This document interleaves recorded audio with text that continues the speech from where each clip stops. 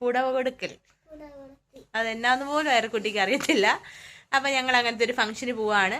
അപ്പം അയറക്കുട്ടിക്ക് ചെറുതായിട്ട് പനിയാണ് അല്ലേ, അതുകൊണ്ട് സ്വെറ്ററൊക്കെ ഇട്ട് പോകുന്നു. സുന്ദരിയാണോ? ആണോ? ആണോ കൂട്ടുകാരെ? എങ്ങനെയുണ്ട്? നല്ല ചുമയൊക്കെ ഉണ്ട്, എന്നാലും പോയേ തീരൂ എന്നുള്ള വാശി ആയോണ്ട് ചെറുതായിട്ടൊന്ന് കൊണ്ടുപോയേക്കാം. തന്നെ ചെയ്തു കേട്ടോ കൂട്ടുകാരെ, മേക്കപ്പ് ഒക്കെ ഒന്നും ചെയ്തു കൊടുക്കേണ്ട ആവശ്യമില്ല, എല്ലാം തന്നെ ചെയ്തോളൂ. ഇപ്പം പോയിട്ട് വരാന്ന് പറ.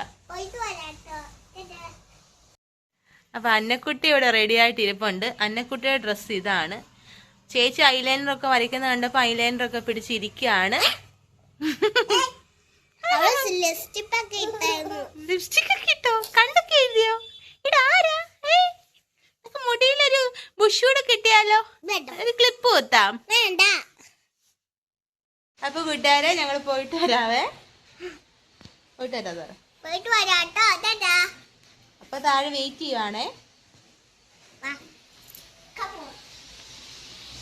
അപ്പോൾ കല്യാണത്തിന് തലേദിവസമുള്ള പുടവെടുക്കൽ ചടങ്ങിനാണ് ഞങ്ങൾ പോകുന്നത്. ഞങ്ങൾ ആദ്യമായിട്ടാണ് ആ ചടങ്ങിന് പോകുന്നത്, ഇന്നുവരെ പോയിട്ടില്ല. അപ്പോൾ മുണ്ടേരിമ എന്ന് പറഞ്ഞ സ്ഥലത്താണ്. മുണ്ടേരിമ എന്ന് പറയുന്നത് നെടുങ്കണ്ടത്തിന് അടുത്തായിട്ടുള്ള സ്ഥലമാണ്. നമ്മുടെ സ്വന്തമായിട്ട് പറയുകയാണെങ്കിൽ രാമക്കൽമേടിന് തൊട്ടടുത്തായിട്ടുള്ള സ്ഥലമാണ്. അപ്പോൾ പോകുന്ന വഴിക്കാണ്, നല്ല മഴയാണ്.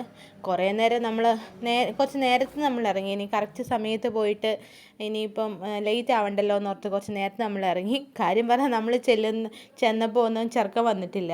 ചെറുക്കന് വേണ്ടി പിന്നെ കുറേ നേരം നമ്മളവിടെ വെയിറ്റ് ചെയ്തു. കുറച്ച് നേരം വണ്ടി സൈഡിലിട്ട് മഴയൊക്കെ ഞങ്ങൾ ആസ്വദിച്ചുകൊണ്ടിരിക്കുകയായിരുന്നു.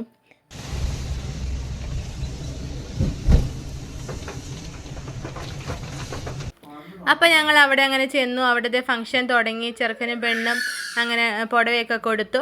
അപ്പോൾ നമ്മളതൊക്കെ ആദ്യമായിട്ടാണ് കാണുന്നത്. ഞങ്ങൾ ഇങ്ങനത്തെ ഒരു ഫംഗ്ഷൻ ഇതുവരെ പോയിട്ടില്ലായേ. അയറക്കുട്ടിക്കാണെങ്കിൽ പനിയുണ്ട്.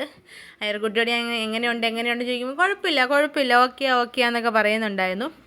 ഒരുപാട് താമസിക്കേണ്ടി വന്നില്ല. അന്ന് വൈകിട്ട് തന്നെ ഞങ്ങൾ ഹോസ്പിറ്റലിൽ പോയിട്ട് കൂട്ടുകാരെ.